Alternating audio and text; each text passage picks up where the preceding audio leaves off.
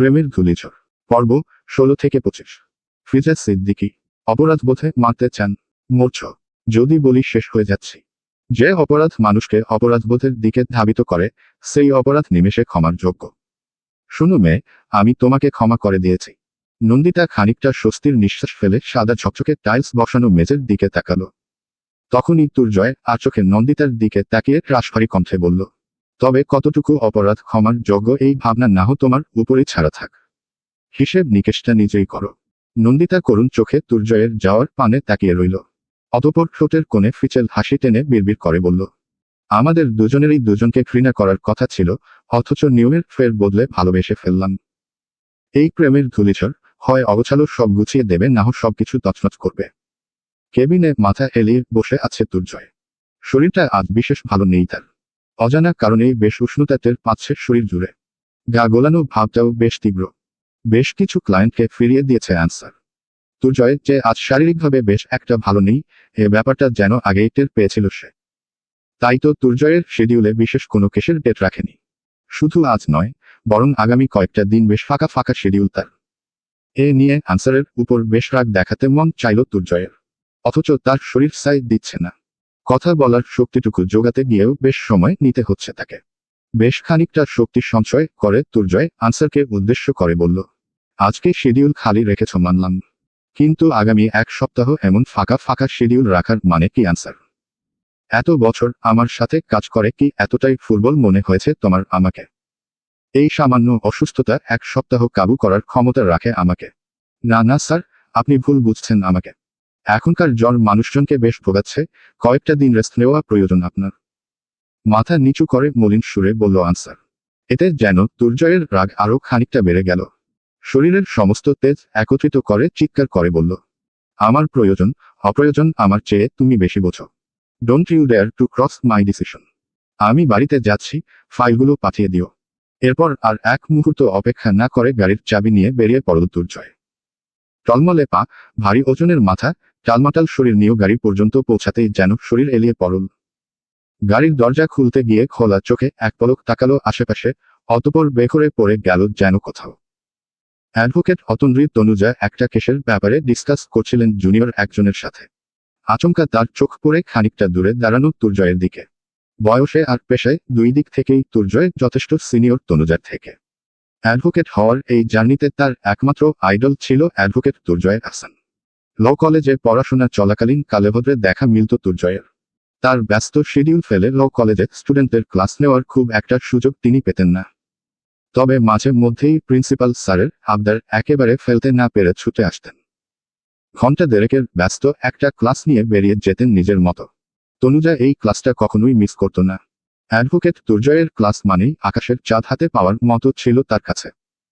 অবশ্য ক্লাসে পড়ার চেয়ে বেশি যে এই মানুষটার ব্যক্তিত্ব তাকে মুগ্ধ করত, এ বিষয়টা অস্বীকার করার নয়। এ নিয়ে বন্ধু বান্ধবদের মধ্যে বেশ খিল্লি ওড়ানোর পাত্রীয় হতো সে। লুইয়ে মজা করে স্যারদের সাথে কোনো ফ্রেন্ডের নাম জুড়ে দেওয়া, তারপর গোটা সেশন জুড়ে কেমন এক অস্বস্তি নিয়ে তাকালো স্যারের দিকে। এসবের মাঝে কখন যে তনুজা সত্যিকার প্রেমে পড়ে গেল নিজেও টের পেল না। তার স্বপ্ন ছিল দুর্জয়ের সমসাময়িক যোগ্যতায় এসে কোনো একদিন নিজের অনুভূতিকে খোলাসা করবে। হয়তো সেদিন প্রত্যাখ্যান করতে পারবে না দুর্জয়, ক্লিনলি ওড়াতে পারবে না তার অনুভূতিকে নিয়ে। অথচ তার নামের আগে অ্যাডভোকেট যোগ হওয়ার সাথে সাথেই দুর্জয়ের নামের আগে ম্যারেড যোগ হয়ে গেল। নিয়তির পরিকল্পনা নিয়ে বড্ড অভিযোগ তার। কি এমন হতো যদি আর কয়েকটা দিন দেরি করত? শুনেছে অ্যারেঞ্জ ম্যারেজ তাদের। ভাবনার সুতো ছিঁড়ে মনোযোগী দৃষ্টির সামনে ফেলতেই দুর্জয়কে কেমন যেন এলোমেলো ঠেকল তনুজার কাছে। কেসের ফাইলটা জুনিয়রের হাতে ধরিয়ে প্রাণপণে দৌড় দিল তনুজা। দুর্জয় ততক্ষণে গাড়ি ধরে নিজেকে সামলে নেওয়ার যথাসাধ্য চেষ্টা করছে। ঘোলা দৃষ্টিতে গাড়ির দরজা খুলতেও আপ্রাণ চেষ্টা চালাচ্ছে। এমন সময় ব্যালেন্স হারিয়ে পড়ে যেতে গেলে তাকে আষ্টেপৃষ্ঠে আঁকড়ে ধরে তনুজা। ডান হাতে গাড়ির দরজা খুলতে খুলতে তনুজা উদ্বিগ্ন কণ্ঠে প্রশ্ন করল, আপনাকে তো বেশ অসুস্থ লাগছে স্যার। এভাবে ড্রাইভ করে বাড়ি ফিরবেন কিভাবে? আপনি কিছু মনে না করলে আমি আপনাকে পৌঁছে দিয়ে আসি। দুর্জয় প্রত্যুত্তর করল না। ততক্ষণে জ্বরের ঘোরে প্রায় সেন্সলেস হওয়ার জোগাড় তার। তনুজা আর উত্তরের অপেক্ষা না করে দুর্জয়কে ধরে নিয়ে এলো গাড়ির অপর পাশে। গাড়ির দরজা খুলে দুর্জয়কে ড্রাইভিং সিটের পাশের সিটে বসিয়ে দিয়ে দরজা লক করে দিল সে। অতঃপর নিজেও দ্রুত পায়ে এগিয়ে গেল উল্টো পাশের ড্রাইভিং সিটের দিকে। আমার বাড়ির ঠিকানা জানেন? জি স্যার জানি। আপনাকে চিন্তা করতে হবে না। কিভাবে জানলেন? জ্বরের ঘোরে যে দুর্জয়ের হুঁশ নেই, এই ব্যাপারটা বেশ আগেই লক্ষ্য করেছে তনুজা। তাই তো খোলা জানালা দিয়ে ভেসে আসা ফিনফিনে বাতাসে উড়তে থাকা চুলগুলো কানের পিঠে গুজে আলতো কণ্ঠে বলল, প্রীতের খবর যে রাখে সেই তো প্রিয়জন। প্রিয়জন?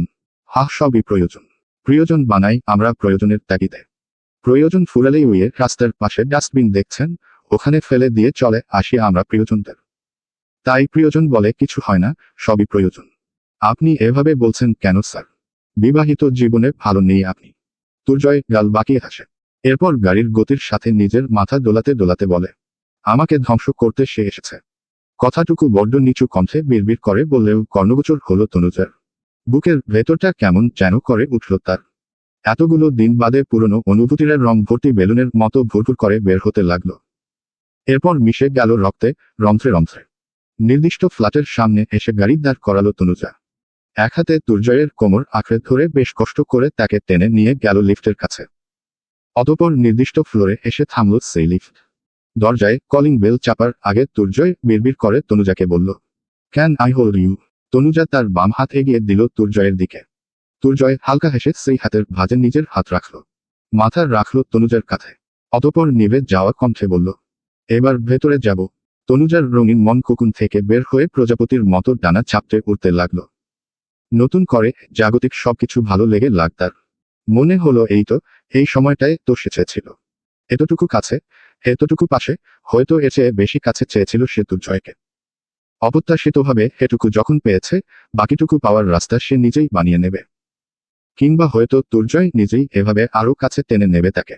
ঠোঁটের কোল গলে গদগদ হওয়া হাসির রেশ নিয়ে সে চাপ দিল দরজার পাশের কলিং বেলে।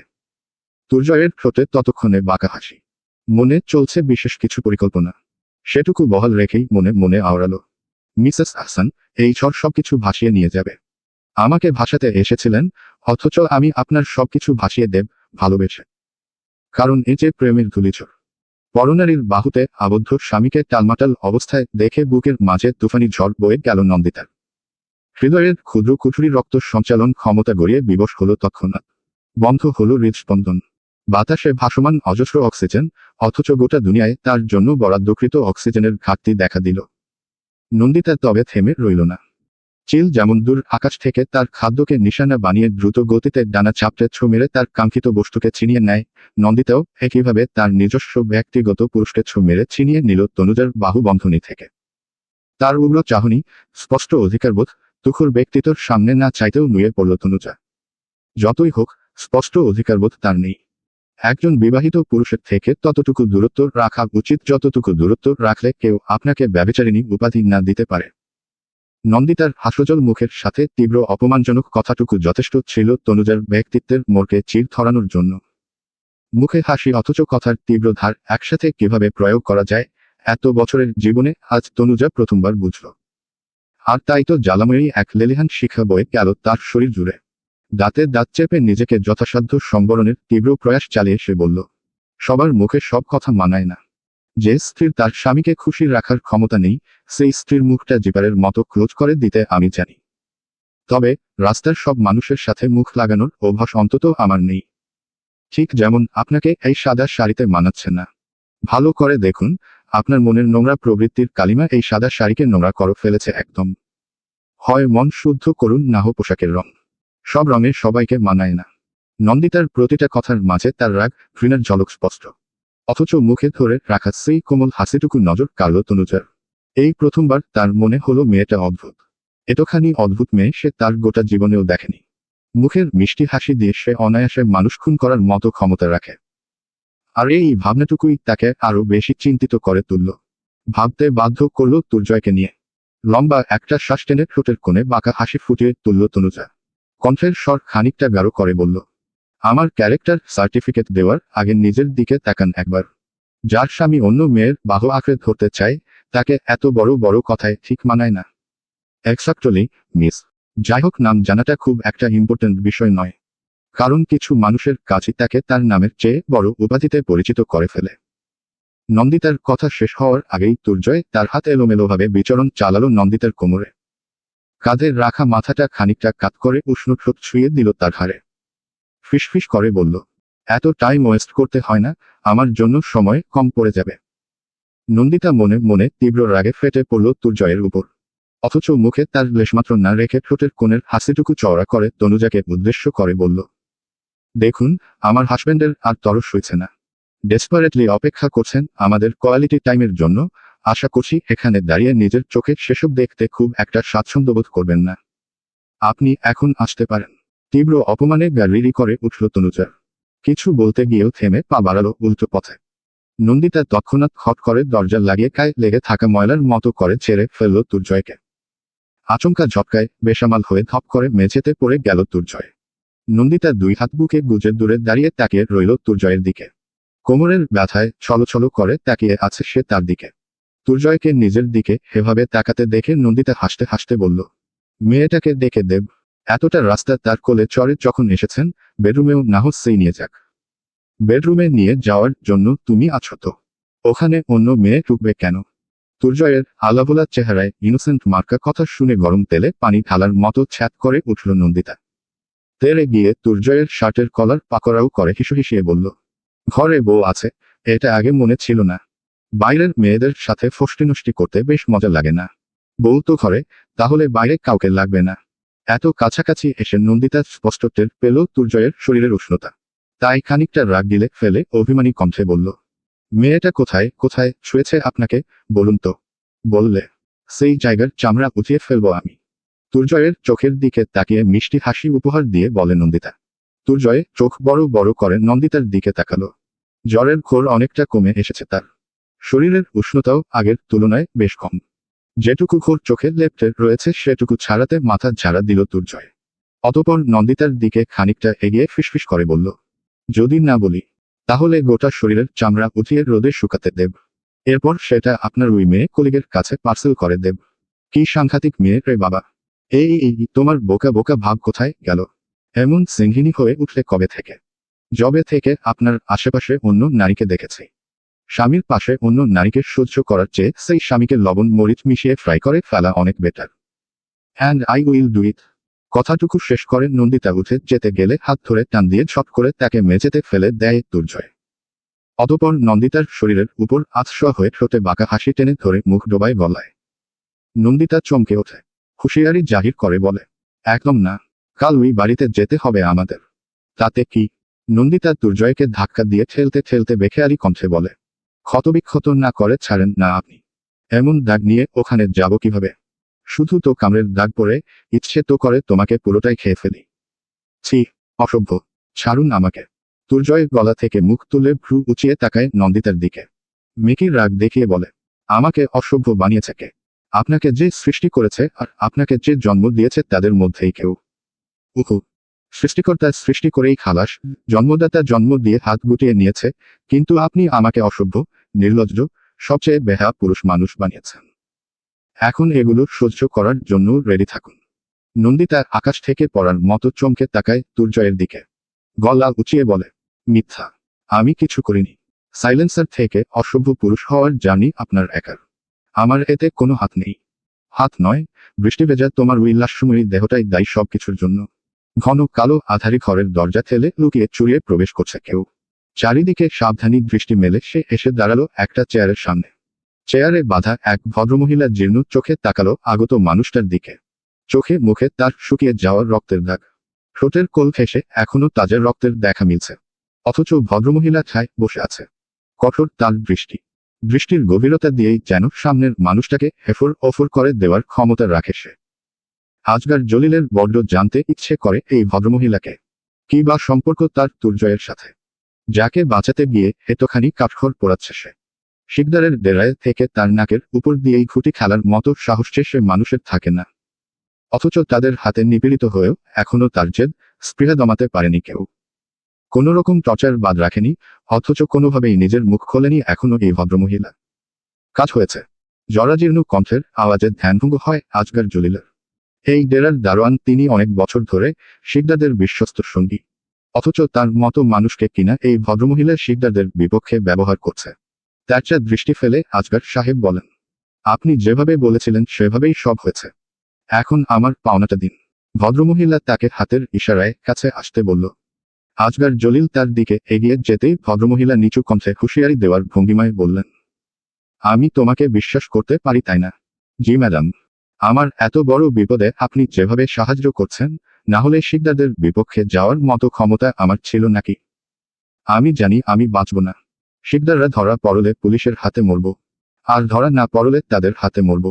মৃত্যু যখন আমার কপালের লিখন, তখন না হোক পরিবারটাকে বাঁচিয়ে নিজে একাই মরি। ভদ্রমহিলা হালকা হেসে বলেন, হাতের বালাজোড়া আর আংটিটা খুলে নাও।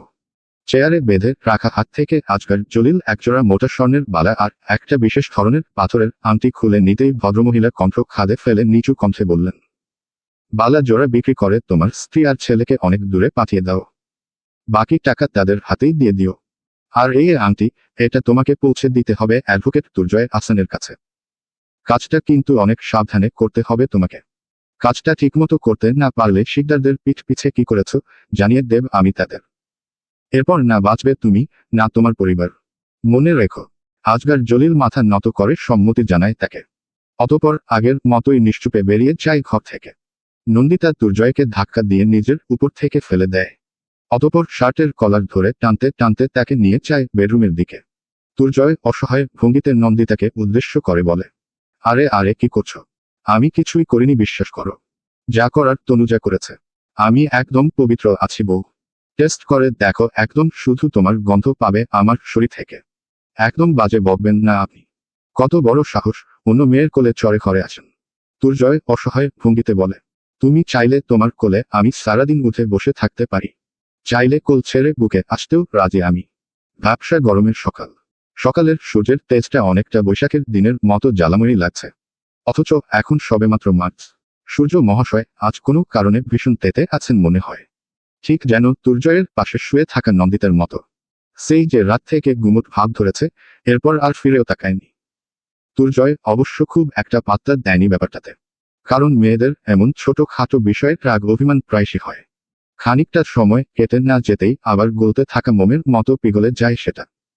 তাই উল্টো পাশ ফিরে শুয়ে থাকা স্ত্রীকে বার কয়েক ডেকে উত্তর না পেয়ে নিজেও চোখ বুজে শুয়ে পড়েছিল।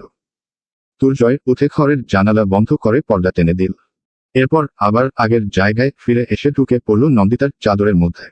হাতের কনুইয়ের উপর ভর দিয়ে খানিকটা ঝুঁকে দেখার চেষ্টা করল নন্দিতা ঘুমিয়ে কিনা। রাতের মতোই একঠায় ওপাশ ফিরে শুয়ে থাকার ফলে বালিশের সাথে তার নরম আদুরে গালটা লেপ্টে আছে। ঠোঁট দুটো একে অন্যের থেকে খানিকটা ফাঁক হয়ে আলতো করে খোলা। দুই কপালের মাঝে সূক্ষ্ম এক ভাঁজ। আগের চেয়ে বেশ খানিকটা মোটা হয়েছে নন্দিতা। বাঙালি মেয়েদের মতো হালকা মেদযুক্ত কোমর হলেও শরীর তেমন একটা গোল গড়নের ছিল না। অথচ বিগত একটা মাসে তার শরীরে ঘটেছে আমূল পরিবর্তন। আগের চেয়ে আরো বেশি আদুরে লাগে আজকাল তাকে। নারীর সংস্পর্শ থেকে আজীবন নিজেকে দূরে রাখা দুর্জয়ও নিজেকে সামলে রাখতে পারেন না এই আস্ত আদুরে মেয়েটার সামনে। মন চায় বুকের মধ্যে গেঁথে রাখুক সর্বক্ষণ। আলতো হেসে নন্দিতাকে নিজের দিকে ফেরায় দুর্জয়। দুই হাতের বাহুর বন্ধনে আবদ্ধ করে মিশিয়ে নেয় তাকে বুকের সাথে। উষ্ণ বুকের ওম পেয়ে ঘুমের ঘোরে নন্দিতাও আরও খানিকটা গুটিসুটি মেরে এগিয়ে আসে দুর্জয়ের দিকে। হালকা হেসে দুর্জয় আগের মতো ঘুমের ভান ধরে পড়ে থাকে। চাপচাপে গরমে ঘুম ভেঙে যায় নন্দিতার। চোখ খুলে সামনে দুর্জয়কে পেয়ে হকচকিয়ে দূরে সরে যায় সে। রাতের রাগ অভিমান মাথা চারা দিয়ে ওঠে তার। এলোমেলো চুলটা দুই হাতে হাপখোপা করতে করতে ঘুম ঘুম কণ্ঠে বলে, চরম অসভ্য মানুষ তো আপনি। মেয়ে দেখলেই সুযোগ নিতে মন চায়। দুর্জয় তখন সবেমাত্র ঘুম ভাঙার ভান করে ভ্রু কুঁচকে তাকায় নন্দিতার দিকে। প্রশ্নবিদ্ধ কণ্ঠে জিজ্ঞাসা করে, এই সুযোগ কখন নিলাম আমি? এই তো এখনই। রাতে যেই ঘুমিয়েছি, এভাবে গায়ের সাথে ঘেঁষাঘেঁষি করে শুয়েছেন কেন? দুর্জয় আগের মতো আয়েশ করে শুয়ে দুই হাত মাথার পিছে দিয়ে ভাবলেশহীন কণ্ঠে বলে, আমার ঘুমের সুযোগ নিয়ে আমার বুকে চড়ে আবার আমাকেই কথা শোনানো হচ্ছে। বাহ, মানবতা আজ কোথায়? আমি মোটেও এমন কিছু করিনি। ঘুমের ঘোরে কতবার আমাকে জড়িয়ে ধরলে, আমি সরিয়ে দিলাম। আবারও এসে সোজা আমার বুকে চড়ে চাপতে ধরলে। বাপরে, আমি তো নিঃশ্বাস নিতে পারছিলাম না। কি জলহস্তির মতো শরীর। নন্দিতা এবার খানিকটা তেড়ে এগিয়ে যায় দুর্জয়ের দিকে। রাগান্বিত কণ্ঠে আঙুল উঁচিয়ে বলে, এই কি বললেন আপনি আমাকে? জলহস্তি? আমি কি ইচ্ছে করে মোটা হয়েছি নাকি? সব নিজে করে আর এখন আমাকে এসব বলা হচ্ছে। আসলে সব পুরুষ মানুষই সমান। ঘরের বউকে প্রথমে মোটা বানাবে, এরপর বাইরের মেয়ের দিকে ছোপ ছোপ করবে। পুরুষ জাতটাই খারাপ আসলে। দুর্জয় এক হাত বালিশে ঠেস দিয়ে তার উপর মাথা রাখল। অতঃপর নন্দিতার দিকে ফিরে কৌতূহলী কণ্ঠে জিজ্ঞাসা করল, আমার দোষ? তোমার মোটা হওয়ার সাথে আমার কি সম্পর্ক? সম্পর্ক নেই। রাতে কোনো হুঁশ থাকে আপনার? আমাকে পেলেই তো বেহুশের মতো। বলতে বলতে কি বলে ফেলছিল ভেবেই জিভ কামড়ে ধরল নন্দিতা। লজ্জায় এবার পাশ ফিরে দুর্জয়ের দিকে তাকানোর সাহস পাচ্ছেন না সে। এমনিতেই লোকটা ভীষণ পরিমাণের ঠোঁটকাটা। আর তার লাগাম ছাড়া কথায় কতটুকু লজ্জার পানিতে যে চুবানি দেবে তাকে ভেবেই গালের দুই পাশ ফুলে ফেপে উঠল তার। তার সেই লাজুক দুই গালের রক্তিম আভা লেপ্টে দিতে শব্দ করে হেসে উঠল দুর্জয়। হাসতে হাসতেই বলল, তুমি বলতে চাইছো আমার ডেসপারেটলি আদরে মোটা হয়ে যাচ্ছ তুমি? বাই এনি চান্স আমি কি বেশি উন্মত্তের মতো আদর দিই তোমাকে? লজ্জায় হাঁসফাঁস করতে করতে নন্দিতা বিছানা ছেড়ে উঠে দাঁড়ালো। সেখানে থেকে দৌড়ে পালিয়ে যাওয়ার প্রয়াস করতেই চট করে তার হাত আঁকড়ে ধরল দুর্জয়। অতঃপর আগের মতোই ঠোঁটের কোণে হাসি লেপ্টে বলল, আমার ছয় গোলগাল হওয়া বউকে একটু ভালো করে দেখতে দাও তো। আপনি আসলেই অসভ্য লোক একটা। ছাড়ুন বলছি। আপনার মেয়ে ঘটিত কাহিনী এখনো ভুলে যায়নি কিন্তু আমি। দুর্জয় দুঃখী দুঃখী মুখ করে বলল, বউ আজকাল আদরের কমতি ঘটাচ্ছে, তাই তো আমার এই অবনতি। দুর্জয়ের কথা শুনে মুখে জোর করে বিশাল এক হাসি ফুটিয়ে তোলে নন্দিতা। অতঃপর দুর্জয়ের ধরে রাখা হাতটা ঝাড়া মেরে দাঁতের দাঁত চেপে বলে ওঠে, যেখানে আদর বেশি বেশি দেবে পুরোপুরি চলে যান সেখানে। আনসার সাহেবকে বেশ কিছু ফাইল বুঝিয়ে দিচ্ছে দুর্জয়। কাল অসুস্থতার জন্য তার সাথে ঠিকমতো কথা হয়ে ওঠেনি। তাই তো আজ বাড়ি ফেরার আগে আগামী এক সপ্তাহের ছোট বড় কেস রিলেটেড কাজগুলো বুঝিয়ে দিচ্ছে তাকে। নন্দিতা 2 গ্লাস লেবুর শরবত হাতে রুমে ঢুকে প্রথমে তাকায় আনসার সাহেবের দিকে। এদিক ওদিক তাকিয়ে চনমনের দৃষ্টিতে কি যেন খুঁজছেন তিনি। নন্দিতাকে দেখে হালকা হেসে আবারও দৃষ্টি ফেরান দুর্জয়ের দিকে। দুর্জয় ফাইল রেখে এগিয়ে এসে নন্দিতার হাত থেকে একটা গ্লাস নিয়ে এগিয়ে দেয় আনসার সাহেবের দিকে। অন্যটা নিজের হাতে তুলে নিয়ে একটোকে শেষ করে পুরোটা। নন্দিতা কেমন যেন সন্দেহপ্রবণ দৃষ্টিতে তাকিয়ে আছে আনসার সাহেবের দিকে। লোকটাকে বাইরে থেকে যতটা সহজ সরল আলাভোলা মনে হয়, কেন যেন তেমনটা লাগে না নন্দিতার। আসলে প্রতিটা মানুষের ভিন্ন রূপ থাকে। সামনে দাঁড়ানো চরিত্র অনুযায়ী তারা নিজেদের রূপ পরিবর্তন করে। কিন্তু আনসার সাহেবের এই রূপের বাইরে বোধহয় আরও একটা রূপ আছে, যে রূপ একেবারে কালো পর্দায় ঢাকা। নিজের এই ভাবনার কোনো কারণ খুঁজে পায় না নন্দিতা। আবার ভাবনাটাকে পুরোপুরি ফেলেও দিতে পারে না। এই দোটানা নিয়েই ঘর থেকে বেরিয়ে গেল সে। শিকদারদের কেসের ফাইলটা এর মধ্যে একবার নতুন করে তদারকি করলে ভালো হতো না স্যার? 1 সপ্তাহ পরেই তো ওই কেসের শুনানি। এর মধ্যে যদি কোনো বিশেষ জিনিস চোখে পড়ে। ওই কেসটা কতটা কনফিডেন্সিয়াল এটা তুমি বেশ করেও জানো আনসার। তোমাকে আমি অবিশ্বাস করছি না, কিন্তু এই কেসের সাথে মৃত্যু ঝুঁকি চূড়ান্ত। আমি নিজেই মায়ের সিদ্ধান্ত নিয়ে হুতাশ করি। এই সময় নন্দিতাকে আমার সাথে জড়িয়ে মা ওর জীবনটাও যথেষ্ট রিস্কে ফেলে দিয়েছেন। কিন্তু মাকে এগুলো নিয়ে বলা যাবে না, তাহলে আরো বেশি টেনশন করবেন। আর না বলা যাবে নন্দিতাকে। এমনিতেও বোধহয় কিছু আজ করেছে সে। মনোযোগী শ্রোতার মতো সবটুকু শুনছিল আনসার সাহেব। আচমকা কিছু একটা মনে পড়ার ভঙ্গিতে দরজার দিকে এক পলক তাকিয়ে আনসারকে উদ্দেশ্য করে দুর্জয় বলল, আমার কি মনে হয় জানো, নন্দিতাকে কেউ ব্ল্যাকমেইল করছে কিছু একটা নিয়ে। আমার সন্দেহ যদি ভুল না হয় তবে এটা ওই শিকদারদের কাছে। তবে কি নিয়ে বাকি চাইছে এসব স্পষ্ট নয় এখনো আমার কাছে। আনসার সাহেব উদ্বিগ্ন কণ্ঠে প্রশ্ন করল, ম্যাম কি আপনাকে এসব নিয়ে কিছু বলেছে? না, ব্যাপারটাকে পুরোপুরি এড়িয়ে যাচ্ছে নন্দিতা। আমি তাকে বেশ কয়েকটা কারোর মেসেজ আসতেই উদ্বিগ্ন হতে দেখেছি। কেমন যেন ভয় পেয়ে যায় মেয়েটা আচমকা। আর দুর্জয়ের বাকি কথাটুকু শোনার জন্য যথেষ্ট কৌতূহলপ্রবল আনসার সাহেব নিচু কণ্ঠে জিজ্ঞাসা করেন। আর দুর্জয় চুপ করে রইল খানিকটা সময়। এই ব্যাপারটা আনসার সাহেবকে বলা ঠিক হবে কিনা ভাবছে সে। যতই হোক নন্দিতা তার মায়ের পছন্দ, তার স্ত্রী, তার ভালোবাসা। সে ভুল হলেও তো ফেলে দেওয়ার ক্ষমতা দুর্জয়ের নেই। ঠিক অনেকটা সামনে তাক করা ছুরিটা যথেষ্ট ধারালো জেনেও তাকে বুকে জড়িয়ে নেওয়ার মতো অনুভূতির খেলা তার নন্দিতার সাথে। এই মানুষটা এক বিন্দু অসম্মানের চোখে কেউ দেখুক কোনোভাবেই চায় না সে। নন্দিতা ও তার পরিবারকে যে পরিকল্পনা করে তাদের বাড়িয়ে পাঠানো হয়েছিল, এবং এর পরের সব ঘটনায় যে তার কাছে কাকতালীয় লাগে না, সবটাই একটা পরিকল্পনা হিসেবে অনুমান করে। এই ব্যাপারটা আনসার সাহেবের সামনে প্রকাশ করল না সে। কেন যেন নন্দিতার ভালোবাসা নিয়ে কোনো সন্দেহ কাজ করে না তার। হয়তো এসব বিষয়ে বেশ প্রফেশনাল তাই কোনো সংশয় প্রকাশ পায় না। তবে মনে প্রাণে সে ভাবতে চায় এই ভালোবাসাটুকু মিথ্যা না হোক। সে ধ্বংস হয়ে যাক, সব মিথ্যা হয়ে যাক, শুধু এই ভালোবাসাটুকু সত্য হোক। স্যার। আনসার সাহেবের ডাকে ঘোর ভাঙল দুর্জয়ের। তপ্ত এক শ্বাস ছেড়ে বলল, নন্দিতার ফোনে একটা মেসেজ দেখেছিলাম একদিন। কোনো একটা কাজ সম্পূর্ণ করার জন্য তীব্র জোর দিচ্ছে তারা নন্দিতাকে। ওরা কোনোভাবে কিসের ফাইলটা চাইছেন না তো। এক কাজ করুন, ফাইলটা আমার কাছে রেখে দিন স্যার। ওটা এই বাড়িতে থাকা মতো সেফ নয়। দুর্জয় আলতো হেসে আনসার সাহেবের দিকে তাকিয়ে বলল, এই বাড়ির মতো সেফ জায়গা ওই ফাইলের জন্য আর কোথাও নেই। আমরা সব সময় আমাদের চোখের সামনে থাকা জায়গা নিয়ে খুব বেশি সন্দেহ করি না। আমাদের যত সন্দেহ চোখের আড়ালে থাকা জিনিস নিয়ে। কিন্তু স্যার, কোনোভাবে যদি পেয়ে যায়, আমি আমার সব ফাইলের উপরে কেসের নাম মার্ক করে রাখি, জানুই তো। কিন্তু শিকদারদের ফাইল আমি অন্যভাবে মার্ক করেছি, যাতে কোনোভাবেই কারোর সন্দেহ যা পড়ে ওটার উপর। সুন্দর একটা কাতানের শাড়ি পরেছে নন্দিতা। ফর্সা গোলগাল শরীরে গোলাপি রঙের শাড়িটা বেশ মানিয়েছে তাকে। টানটান চামড়া হওয়ার পরে শরীরের উজ্জ্বলতাও বেড়েছে খানিকটা। ফলস্বরূপ আগের চেয়ে আরো বেশি সুন্দরী লাগছে তাকে। গাড়ির ড্রাইভিং সিটে বসে নন্দিতার জন্য অপেক্ষা করছে দুর্জয়। মেইন ডোর লক করতে বেশ হিমশিম খেতে হচ্ছে তাকে। এই তালায় চাবি লাগানো ব্যাপারটা কেন যেন বেশ বিরক্ত লাগে নন্দিতার কাছে। চাবি লাগানো হোক বা খোলা, একবারে হয় না কখনো তার দ্বারা। বেশ অনেকটা সময় কসরত করার পর অবশেষে মেইন ডোরে তালা লাগাতে সক্ষম হয়েছে সে। এরপর লিফট বেয়ে নিচে নেমে গাড়ির দরজা খুলে ধপাস করে বসে পড়ল সে। এই গরমের দিনে হেটুকুতেই ক্লান্ত সে। দুর্জয় আর চোখে নন্দিতার দিকে তাকায়। কপালে, নাকে, ঠোঁটের উপর বিন্দু বিন্দু ঘাম জমে আছে তার। পকেট থেকে সাদা ধবধবে রুমন্ত বের করে নিজের শীতবেল্ট খুলে খানিকটা এগিয়ে যায় সে নন্দিতার দিকে। পাশ ফিরে আচমকা দুর্জয়কে নিজের এতটা কাছাকাছি দেখে হকচকিয়ে যায় নন্দিতা। কিছু বলার আগেই তার ঠোঁটে আঙুল চেপে চুপ করিয়ে দেয় দুর্জয়। অতঃপর আলতো হয়ে রুমাল দিয়ে কপাল, নাক, গাল মুছিয়ে অবশেষে গলা ও পিঠের উন্মুক্ত অংশের ঘামটুকুও মুছে দেয়। এরপর পাশ থেকে সিটবেল্ট টেনে লাগিয়ে দিয়ে সরে যায় নিজের জায়গায়। নন্দিতা অবিশ্বাস্য চোখে তাকিয়ে থাকে দুর্জয়ের দিকে। দুর্জয় সেসব পাত্তা না দিয়ে সামনের দিকে তাকিয়ে গাড়ি স্টার্ট করে। কিছু দূর যাওয়ার পর সামনের দিকে চোখে রেখেই রসিকতা করে বলে ওঠে, আমাকে কানের পিঠে একটু কাজল লাগিয়ে দাও তো বউ।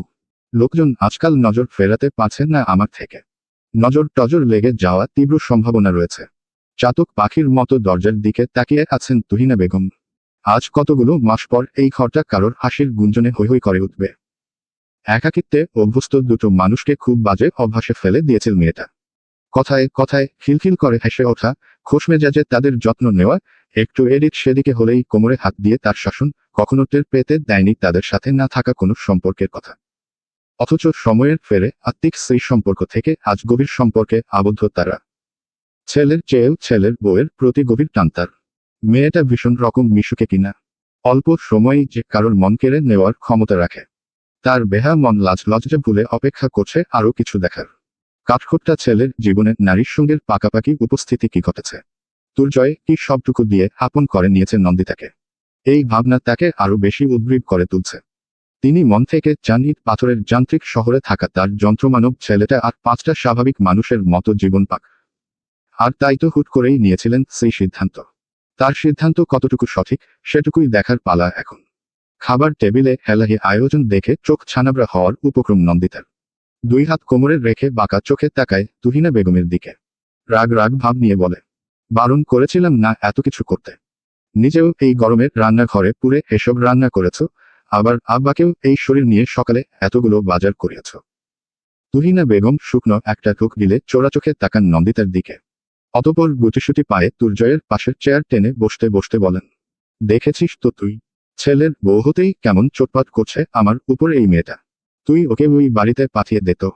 আমার শাশুড়ির মতো খিটখিটে স্বভাব পেয়েছে একদম। ছেলে বউকে শান্তি মতো রান্না করে খাওয়াবো না তো কাকে খাওয়াবো। একদম নাটক করবে না আমা। তোমার শরীরের কি অবস্থা করেছো দেখেছ। দাঁড়াতে পারছো না ঠিক মতো, পা দুটো কাঁপছে। এই অবস্থায় তুমি দাঁড়িয়ে দাঁড়িয়ে এতগুলো রান্না করেছ। তুহিনা বেগম নন্দিতার দিকে মুখ বাঁকিয়ে বাচ্চাসুলভ কণ্ঠে বলে ছেলেকে অভিযোগ জানানোর ভঙ্গিমায় বলে ওঠেন, আমি আমার ছেলেকে রেঁধে বেড়ে খাওয়াচ্ছি, তাতে তোমার কি হ্যাঁ হিংসে হচ্ছে নাকি। তোমার না খেতে ইচ্ছে হলে খেও না বাপু। একদম আমার ছেলের খাওয়ায় বাধা দেবে না। আহ, কেমন শুকিয়ে গেছে দেখো আমার ছেলেটা। নন্দিতা 2 হাত বুকে গুজে দাঁতের দাঁত চেপে বলে ওঠে, তোমার ছেলেকে তো খাবার দাবার দিই না কিছু আমি। ধিরিঙ্গির মতো ছেলে তো হাওয়া খেয়ে বেঁচে আছে। গায়ের জাজর শব্দ হাওয়া জোগায় তাকে। একবার ধরলে হয়, তার ইচ্ছে না হওয়া পর্যন্ত ছাড়ে না। নন্দিতার লাগামহীন কথায় শব্দ করে কেসে ওঠে দুর্জয়। ঠোঁটের কোণে মিটিমিটি হাসি ফুটে ওঠে তুহিনা বেগমের। তবে তিনি বিষয়টাকে আরো বাজিয়ে দেখতে চান। তাই তো উদ্দেশ্যপ্রণোদিতভাবে বলে ওঠেন, তুমি কি আমার ছেলেকে জল্লাদ বলতে চাইছো নাকি? ও তোমাকে মারধর করে। এমন ছেলে না আমার। একদম উল্টা পাল্টা দোষ দেবে না কিন্তু। না না, মারবে কেন? তার চেপে চুপে আদর করা মারের চেয়ে কম কিসে? দমবন্ধ হয়ে আসার জোগাড়। দুর্জয়ের দিকে তাকিয়ে দাঁত কিরমির করতে করতে বলা বেফাঁস কথার অর্থ মস্তিষ্ক পর্যন্ত পৌঁছাতেই কথা থেমে যায় নন্দিতার। অপ্রীতিকর পরিস্থিতি থেকে বাঁচতে চটজলদি চেয়ার টেনে বসে পড়ে দুর্জয়ের ডান পাশের চেয়ারে। বিড়বিড় করে বলে, মা যেমন তার ছেলেও তেমন। দুটোকেই লজ্জা শরম দিতে ভুলে গেছে খোদা। ঠোঁট টিপে হাসতে হাসতে তুহিনা বেগম রান্নাঘরের দিকে এগিয়ে গেল। দুর্জয় সুযোগ বুঝে নন্দিতার কানের কাছে মুখ এনে ফিসফিসিয়ে বলল, আমি বেশি চেপে চুপে আদর করি তাই না? আজ শুধু রুমে আসো, নিঃশ্বাস নেওয়ার সুযোগ পর্যন্ত দেব না। বউকে আদরে আদরে অতিষ্ঠ করে তোলা প্রতিটা বরের নৈতিক কর্তব্য। চুপচাপ খাবারটা গিলুন। আপনার মতো এক মন ওজনের তাগড়া যুবককে আম্মা কোন নজরে যে শুকিয়ে কাটা হতে দেখলো আল্লাহ মালুম। কোনো ভিটামিনের তো অভাব দেখি না আমি। দুর্জয় আগের মতো মুখ নামিয়ে আনলো নন্দিতার কানের কাছে। কানের উপর পড়ে থাকা চুলগুলো ফু দিয়ে সরিয়ে ফিসফিস করে বলল, ভিটামিন চুমুর বড্ড অভাব বউ, জলদি রুমে চলো। ভিডিও ক্লে ধবধবে ফর্সা চামড়ার এক নারী মুখ। ঠোঁটের কোণে লেপ্টে আছে ক্ষীণ হাসি। পাশেই অল্প বিস্তর দেখা যাচ্ছে সুদর্শন এক পুরুষকে। ল্যাপটপে কিছু একটা টাইপ করতে করতে মাঝে মাঝে আর চোখে তাকাচ্ছে ফোনের দিকে। কিছুক্ষণ আগেই দুর্জয় বেরিয়েছে কোথাও। একা একা রুমে বসে না থেকে নন্দিতা তাই শাশুড়ির ঘরে আসতেই ফোনের দৃষ্টি নিবন্ধ অবস্থায় পায় তাকে। সেদিকে উকি দিয়ে দেখতেই নজরে পড়ে সেই নারী মুখ। সুমসৃণ চকচকে ত্বক। একেই বোধহয় আমাদের দেশীয় ভাষায় বলে গ্লাস স্কিন। মুখের কোথাও এক রত্তি পরিমাণের দাগ নেই। দুই জোড়া আঁকা ভ্রু। চোখের মনিও আমাদের মতো সাধারণ না, বরং আমাদের সাধারণ কালচে মনিতে তাকে মানাতো না সম্ভবত। তার চোখ, মুখের প্রতিটা বাঁক, প্রতিটা রং যেন একেবারে মেপে মেপে বানানো তার জন্য। একটু হেরফের হলেই মন্দ লাগত। ফোনের দিকে দৃষ্টি ফেলে সাদা চকচকে মসৃণ হাতের উল্টোপিঠ দিয়ে মুখের সামনে আসা তামাটের রঙের চুলগুলো পিঠের দিকে ফেলে দিয়ে ধীরে কণ্ঠে বলল, আপনার হেলথ ওকে মা? লারার বিদেশি মুখে মা ডাক শুনে কেমন যেন এক শান্তি পান তুহিনা বেগম। মনে হয় বিদেশের মাটিতে থাকা সবাই নিষ্ঠুর, স্বার্থপর হয় না। লারার মতো কিছু মেয়েও আছে, যারা তাদের সর্বোচ্চ দিয়ে সামনের মানুষটাকে মানিয়ে গুছিয়ে নিতে জানে, সব দিক খেয়াল রাখে। অতঃপর খুশিতে গদগদ হয়ে বললেন, খুব ভালো আছি মা। এক ছেলে বউকে কাছে পেয়ে তোমাদের কথা বেশি করে মনে পড়ছে। কি জানি মরার আগে তোমাদের দেখা পাবো কিনা কে জানে। শেষোক্ত কথাটুকু বলতে গিয়ে কণ্ঠ খানিকটা কেঁপে উঠল তার। অভিমানেরা ভিড় জমালো কণ্ঠনালীতে। এই অভিমান লারার পিছনে বসে থাকা তার নিজের সন্তানের প্রতি। স্বপ্ন, ক্যারিয়ার কি তার কাছে এত বড় যে বাবা মাকে দেখতেও মন চায় না, নিজের দেশে ফিরতে মন চায় না। দেবে আশা কণ্ঠে জোরপূর্বক হাসি ফুটিয়ে তিনি বলেন, তোমরা ভালো থাকো মা, সবসময় ভালো থাকো। বিদেশি টাকার মুখ দেখে আমার ছেলে বুড়ো মা বাপকে এক নজর দেখে না পর্যন্ত। সেখানে যদি সুখে থাকে তবে থাক। দেশে ফেরার কথা আমি আর বলবো না তাকে। এ দেশ, এ বাড়ি তো এখন তারপর। লারা অসহায় চোখে একবার শাশুড়ির দিকে তাকায় তো একবার পিছনে বসে থাকা স্বামীর দিকে। তাদের মধ্যে চলতে থাকা কথোপকথন যার কানে পৌঁছাচ্ছে না বিন্দু পরিমাণ পর্যন্ত। ল্যাপটপে জরুরি এক কনফারেন্সে ব্যস্ত সে। এমন এক আবেগঘন পরিস্থিতি থেকে তাকে উদ্ধার করতে ছুটে এলো তুরা। বড় বড় চোখে ফোনের দিকে তাকাতেই স্ক্রিনে ভেসে ওঠা পরিচিত মুখ দেখেই খিলখিল করে হেসে উঠল সে। মায়ের কোলের মধ্যে শান্তভাবে বসে ফোনের দিকে তাকিয়ে নরম তুলতুলে দুই ঠোঁটের আদল গলিয়ে বের হলো সুমিষ্ট ধ্বনি, দিদু তুমি আসো না কেন? I miss you. তুলতুলে নরম দেহের গড়নের নাতনিকে দেখে সকল অভিমান এক পলকেই যেন গলে গেল তুহিনা বেগমের। নাতনিটা তার দেখতে একদম পুতুলের মতো। ভাষা ভাষা চোখে হালকা তামাতে চোখের মনি, কোচরা চুলের তামাটে রং, মখমলি ফর্সা বদনে আদুরে আদুরে ভাব। দুই গালে লেপ্টে থাকা গোলাপি আভা, তুলতুলে গোলাপি দুটো ঠোঁট। বাচ্চাটাকে দেখলেই বুকে টেনে নিতে চাওয়ার জন্য আকুপাকু করে মন। ঝাপসা চোখে সেদিকে তাকিয়ে তুহিনা বেগম বলেন, আমার তুলতুলা তুলা কেমন আছে? উফ দিদু, ইটস তুলা, নট তুতুলা তুলা। তুলার বিরক্তিমাখা মুখের আধো আধো বুলির সাথে কপাল চাপড়ে বিরক্ত প্রকাশ করার ভঙ্গিমায় হেসে ওঠে উপস্থিত সকলে। নন্দিতা খানিকটা কাছে এগিয়ে গিয়ে গভীর মনোযোগ দিয়ে দেখতে থাকে তুলাকে। এমন সময় ফোনের দিকে খানিকটা ঝুঁকে পড়ে তুলা। আঙুল উঁচিয়ে ফোনের দিকে তাক করে প্রশ্নমাখা কণ্ঠে বলে ওঠে, এই বিউটিফুল লেডিটা কে দিদু? তুলার মতোই নরম তুলতুলে বাচ্চাটাকে কোলে নিতে গিয়ে দ্বিধায় পড়ে যায় নন্দিতা। এত নরম কারোর শরীর হতে পারে বুঝি? তার নরম হাতের চাপেই যেন দেবে যাচ্ছে তুলার শরীরের মাংসল অংশ। ধবধবে ফর্সা চামড়ার টান পোড়ায় লালচে হয়ে পড়ছে সাথে সাথেই। নন্দিতাকে দ্বিধান্বিত অবস্থায় দাঁড়িয়ে থাকতে দেখে লারা মিষ্টি হেসে এক প্রকার জোর করেই তুলাকে তুলে দেয় নন্দিতার কোলে। হাসতে হাসতেই বলে, ওর শরীরটা একটু সেন্সিটিভ, কিন্তু এমন কিছু হবে না, নিশ্চিন্তে কোলে নাও তুমি। মায়ের কথা শুনে তুলাও হেসে উঠল খিলখিল করে। অতঃপর তার নরম দুই হাত কৌতূহল নিয়ে খুঁটিয়ে খুঁটিয়ে দেখতে থাকলো নন্দিতার গাঢ় কালো চুলগুলো। কয়েকটা করে চুল হাতে নিয়ে বিজ্ঞদের মত কিছু একটা দেখে আবারও রেখে দিয়ে অন্যদিকের চুল হাতড়াচ্ছে। তোমাদের চুল এমন ব্ল্যাক ব্ল্যাক কিভাবে হয়? আমাদের কেন হয় না? তুলার নরম আদুরে ঠোঁট গলে বেরিয়ে আসা শব্দগুচ্ছ ভীষণ মিষ্টি ঠেকল নন্দিতার কাছে। তুলাকে কোলে নিয়ে নিজের ঘরের দিক এগোতে এগোতে বলল, তুমি বার্ডস দেখেছ? হ্যাঁ। কতগুলো দেখেছ? অনেক অনেকগুলো। দুই হাত দুই দিকে ছড়িয়ে তুলার অনেকটা বোঝানো দেখে ফিক করে হেসে ফেলল নন্দিতা। তুলাকে কোলে নিয়ে নিজে বসে পড়ল বেডের উপর। অতঃপর হাসতে হাসতেই বলল, এত এত বার্ড কোথায় পেলে তুমি? এভিয়ারিতে। আর আমি তো ফেস্টিভ্যাল অফ দ্য ওসেতে পার্টিসিপেটও করেছিলাম। ইতালিতে বেশ কিছু পাখির সংগ্রহশালা বা এভিয়ারি রয়েছে। আর ইতালির স্যাসিলে প্রতি বছর ফেস্টিভ্যাল অফ দি ওসি নামে একটি পাখি ও এভিয়ারি প্রদর্শনী অনুষ্ঠিত হয়, যেখানে পাখিদের গান এবং তাদের অনুকরণ প্রতিযোগিতার আয়োজন করা হয়। তাহলে সব বার্ডের কালার কি একরকম হয়? নো, কেন হয় না বলো তো? তুলা যেন এবার ভীষণ চিন্তায় পড়ে গেল। ঠোঁটের নিচে আঙুল দিয়ে বিজ্ঞদের মতো চিন্তিত ভঙ্গিতে ভাবতে লাগলো সে বিষয়টা। কিন্তু যথোপযোগী কোনো উত্তর খুঁজে না পেয়ে হতাশ চোখে নন্দিতার দিকে তাকাতেই পাশ থেকে কেউ একজন বলে ওঠে, কারণ সবাই তো সেম নেচারে থাকে না, সবার বডি আলাদা, বডি টেম্পারেচার আলাদা, দেখতে আলাদা, তাই সবার কালারও আলাদা। কিন্তু সেম সেম বার্ডের কালার সেম সেম হয়। আচমকা অপরিচিত কারোর আগমনে ঘাড় ঘুরিয়ে সেদিকে তাকায় তুলা। লোকটাকে সে চেনে, কিন্তু কখনো কথা বলেনি। দিদু আর পাপার সাথে কথা বলে শুধু লোকটা। তাই সেও চোখ ফিরিয়ে নন্দিতার গলা জড়িয়ে ধরে ঘাড়ে মুখ ডুবিয়ে কানের কাছে এসে ফিসফিস করে বলে, এই ব্যাড আঙ্কেলটাকে? তুলার কথা শুনে ঠোঁট টিপে হাসে নন্দিতা। আর চোখে একবার দুর্জয়কে পরখ করে ফিসফিসিয়ে বলে, এই আঙ্কেলটা ভালো না একটু, প্রচুর খারুস। ভিনদেশি ভিন্ন ভাষী তুলা খারুস শব্দের অর্থ না বুঝলেও নন্দিতার গলায় মুখ গুজতে গিয়ে ফর্সা ত্বকে কালচে এক দাগ চোখে পড়ল তার।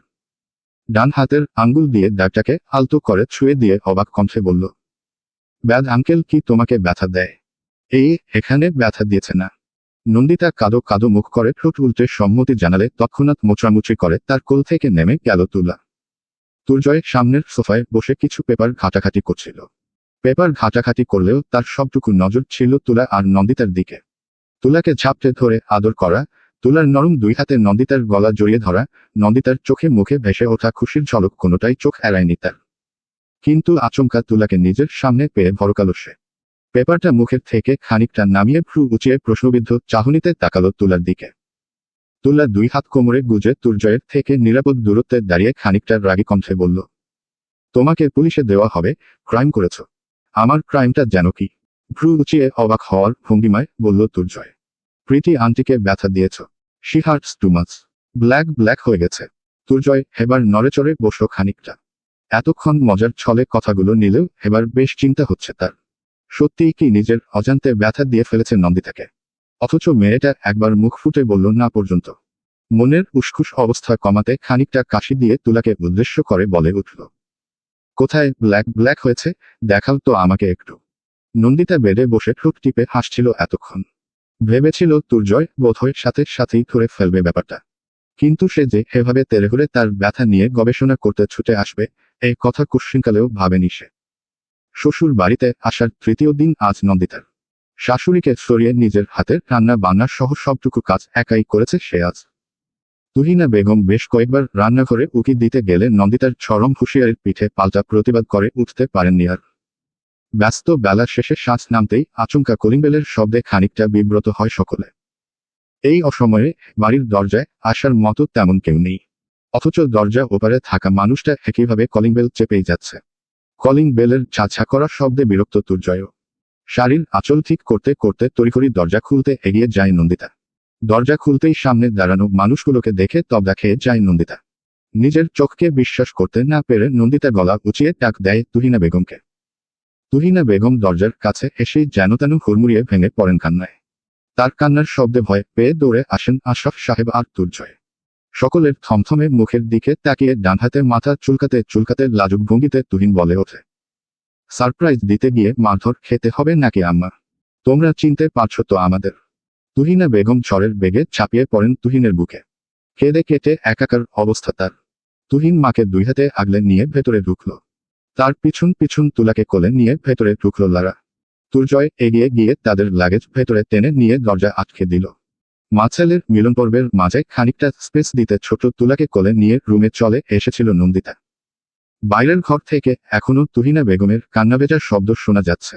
এতগুলো বছরের জমানো অভিমান এত সহজে গলে নাকি? ভাবনায় নিমগ্ন নন্দিতার একদম গা ঘেঁষে বসে দুর্জয়। কোলে তুলে নেয় ছোট তুলাকে। কিন্তু তুলা চোখ মুখ লাল করে তাকিয়ে আছে দুর্জয়ের দিকে। কিছুতেই যাবে না তার কোলে। দুর্জয় অসহায় চোখে তুলার দিকে তাকায়। বলে, তোমার ভালো আন্টিকে বলো তো তার ব্ল্যাক ব্ল্যাক দাগ আমাকে দেখাতে। আমিও দেখি কেমন ক্রাইম করে ফেললাম নিজের অজান্তেই। দুর্জয়ের কথা শুনে চট করে নিজের কাছের কালচে অংশে হাত চাপা দেয় নন্দিতা।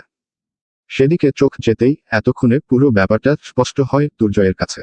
আর সাথে সাথেই শব্দ করে হেসে ওঠে সে। তুলা ভীষণ বিরক্ত। এই খারাপ লোকটা ক্রাইম করে আবার এভাবে হাসছে কেন? ভাবতে ভাবতেই ডান হাতের আঙ্গুল উঁচিয়ে দুর্জয়কে উদ্দেশ্য করে বলে, ক্রাইম করে হাসতে নেই, জানো না তুমি? ক্রাইম যদি এমন হয় তাহলে তো আমি আস্ত এক ক্রিমিনাল। এমন অনেক ব্ল্যাক ব্ল্যাক দাগ তো তোমার প্রীতি আন্টির পুরো শরীর জুড়ে আমার অস্তিত্বের জানান দেয় আমার অবাধ্য বিচরণ। তুলা এত ভারী ভারী বাংলা কিছুই বুঝো না। শুধু বুঝো যে এই আঙ্কেল মোটেই ভালো না। তার প্রীতি আন্টিকে ব্যথা দেয় শুধু। তুলাকে একভাবে তার দিকে তাকাতে দেখে তুলার দিকে খানিকটা ঝুঁকল। অতঃপর মস্করা করার ভঙ্গিতে বলে ওঠে, তোমার প্রীতি আন্টি যে আমাকে আরো বেশি ব্যথা দেয় তা কি তুমি জানো? আমার পুরো পিঠ জুড়ে খামুচি দেয় সে। বেশ কয়েক ঘন্টার সময় নিয়ে তুহিনা বেগমের অভিমান গলাতে সক্ষম হলো তুহিন। অতঃপর জমজমাট একটা রাতের খাবারের আয়োজনে নেমে পড়ল নন্দিতা। গুটি গুটি পায়ে তার পাশে এসে দাঁড়ালো লারা। আলতো হেসে বলল, আমিও একটু হেল্প করি। নন্দিতা মিষ্টি হেসে লারাকে কিছু করতে বারণ করলেও শুনল না সে। কিচেনের এদিক ওদিক তাকিয়ে কিছু খুঁজতে খুঁজতে বলল, আমি ডেজার্ট অনেক ভালো বানাই, এটাই নাহ করতে দাও একটু। নন্দিতা আর কথা বাড়ালো না। এই সংসার যতটুকু তার ততটুকু লারারও। তাই শখ করে কিছু করতে চাইলে তাকে না করা উচিত হবে না। কাজ করতে করতে লারা নন্দিতার দিকে তাকিয়ে আচমকা বলে উঠল, তুমি কিন্তু বেশ সুন্দরী। পিকচারের চেয়ে সামনাসামনি বেশি সুন্দরী। লাজুক হেসে নন্দিতা সে কথার প্রতিবাদ করে বলে ওঠে, কি যে বলো না তুমি, আমি তো শুধু তোমাদেরকে দেখছি। কি সুন্দর গায়ের রং, চোখ, মুখের গড়ন, সবকিছু যেন পারফেক্ট। আমাদের দেশের মানুষ এশিয়ান স্কিন টোন অনেক বেশি পছন্দ করে জানো। তোমাদের মধ্যে একটা ন্যাচারাল ব্যাপার থাকে। আমাদের সবাই তো প্রায় একই রকম। অথচ এখানে কত ধরনের স্কিন টোন দেখতে পাওয়া যায়। লারা এত কথা একসাথে খুব কমই বলে। স্বল্পভাষী হওয়ায় খুব বেশি কথা বলার অভ্যাস তার নেই। তবুও সমবয়সী একজনকে পেয়ে আজ যেন অনেক কথা বেরিয়ে আসছে তার। দুর্জয় আসানের কেবিনের বাইরে দাঁড়িয়ে আছেন আজগার জলিল। বয়স তার খুব বেশি না হলেও অল্প বলা যায় না। বিগত কয়েকদিনের দৌড়ঝাঁপ, নির্ঘুম রাত যাপন যেন বয়সের ভার আরও খানিকটা বাড়িয়ে দিয়েছে তার। বালা দুইটা বিক্রি করে 5 লাখ টাকা পেয়েছিলেন তিনি, যার থেকে 3 লাখ টাকা খরচ করে ছেলেকে দেশের বাইরে পড়তে পাঠিয়েছেন। আর স্ত্রীকে রেখে এসেছেন দূর সম্পর্কের এক চাচার বাড়িতে। আর বাকি টাকাটুকু স্ত্রীর নামে অ্যাকাউন্টে রেখে দিয়েছেন, যেন তার অবর্তমানে পরিবারের মানুষজনকে পথে না বসতে হয়। সবটুকু কাজ সেরে অবশেষে তিনি এসেছেন দুর্জয়ের কাছে, ভদ্রমহিলার দেওয়া দায়িত্বটুকু থেকে নির্ভর হতে। কেবিনের দরজা ঠেলে ভেতরে প্রবেশ করতেই সামনের চেয়ারে বসে থাকা লোকটাকে উদ্দেশ্য করে বলে, আপনার সাথে জরুরি কিছু কথা ছিল স্যার। আনসার তখন সামনের রাখা ফাইলগুলো ঘাটাঘাটি করছিল। আচমকা কারোর কণ্ঠস্বরে খানিকটা ঘাবড়ে গেলেও নিজেকে যথাসম্ভব স্বাভাবিক করে বলে, আমি একটু ব্যস্ত আছি। যা বলার তাড়াতাড়ি বলুন। আপনার স্ত্রীর একটা আংটি আমার কাছে আছে, ওটাই দিতে এসেছিলাম স্যার। কিন্তু আমি তো এখনো বিয়ে করিনি। আনসারের উত্তরে খানিকটা থতমত খেয়ে যায় জলিল। হালকা ঢোক দিলে শুকনো খটখটে কণ্ঠটাকে খানিকটা ভিজিয়ে নেওয়ার ব্যর্থ চেষ্টা চালিয়ে বলে ওঠে, অ্যাডভোকেট দুর্জয় আহসান সাহেব না আপনি? আমি আনসার স্যারের অ্যাসিস্ট্যান্ট। আপনি বরং জিনিসটা আমাকে দিয়ে যান, আমি স্যারকে দিয়ে দেব। আনসার ফাইল চেক করতে করতে হাত বাড়িয়ে সামনে তাকাতেই ইতিমধ্যে লোকটা বেরিয়ে গেছে সেখানে থেকে। খানিকটা অবাক হয়ে সেদিকে তাকিয়ে রইল আনসার। লোকটার আসল উদ্দেশ্য কি শুধুই নন্দিতাকে কোনো জিনিস দেওয়া ছিল নাকি অন্য কিছু ভেবে পেল না। তবে মনের মাঝে একটা খটকা লেগেই থাকলো। বিগত 3 দিন ধরে পর পর দুর্জয়ের ফ্ল্যাটে গিয়েছে জলিল, অথচ সেখানে একইভাবে তালা ঝোলানো। অবশেষে সে হতাশা নিয়ে আবারও ফিরে গেল শিকদারের ডেরায়। আজ তার রাতের ডিউটি টাইমের বেশ খানিকটা সময় আগে এসে পড়েছে আজ সে। উদ্দেশ্য সেই ভদ্রমহিলার সাথে দেখা করা, পুরো ঘটনা তাকে জানানো। কিন্তু ডেরায় ঢোকার সাথে সাথেই ভেতর থেকে ভেসে আসা তীব্র শব্দের উৎসের দিকে ছুটে যায় সে। ভদ্রমহিলাকে কারেন্ট শক দেওয়া হচ্ছে, বিধ্বস্ত অবস্থা তার। তবুও তারই ফাঁকে হাঁপিয়ে হাঁপিয়ে বলছেন তিনি, আমাকে জানে মেরে ফেলার ক্ষমতা তোর নেই। তোর কলিজা এখনো এতটা সাহস জুগিয়ে উঠতে পারেনি। কমিশনার নওশের শেখরের স্ত্রী আমি। বাঘের সাথে ঘর একমাত্র বাঘিনীই করতে পারে। এটুকু এখনো বুঝলি না? মুখোশধারী অজ্ঞাত লোকটা তার জন্য বরাদ্দকৃত চেয়ারে শরীর এলিয়ে পায়ের উপর পা তুলে বসল। অতঃপর রাজকীয় ভঙ্গিতে পা নাড়াতে নাড়াতে বলে উঠল, তোর একমাত্র কলিজার টুকরা মেয়েটার টুকরো টুকরো শরীর কুড়ানোর জন্য বাঁচিয়ে রেখেছি এখনো তোকে। না হলে আমার আর কোনো কাজের না তুই। ভদ্রমহিলা হো হো করে হেসে উঠে খানিকটা উচ্চস্বরে বলল, যেটার জন্য আমাদের মালিক সেটা না নিয়েই ছেড়ে দিবি? ডকুমেন্টারিটা লাগবে না, ওটা লিক হলেই তো পুরো শিকদার আম্পায়ার নিশ্চিহ্ন। লোকটার চালচলনে এবার স্পষ্ট রাগের আভাস লক্ষ্য করা গেল। ডান হাত মুষ্টিবদ্ধ করে চেয়ারের হাতলে মারল।